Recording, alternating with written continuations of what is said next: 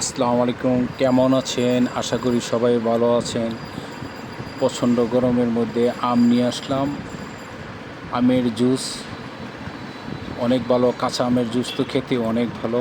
আমগুলা কেটে একদম পরিষ্কার করে সুন্দর করে ওয়াশ করে তারপরে কাঁচা আমের জুস বানিয়ে খান, অনেক ভালো লাগবে।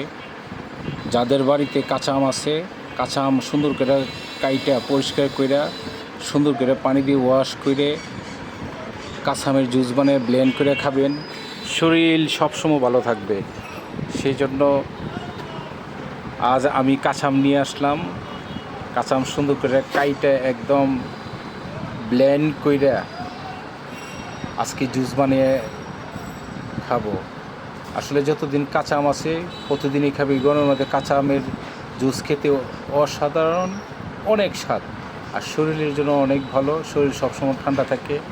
সুন্দর করে কুচি কুচি করে কেটে একদম ছোটো করে হালকা করে ব্লেন্ড করে একটু কাঁচামরিচ, লবণ সাথে একটু চিনি দিয়ে আর একটু ভালো হবে।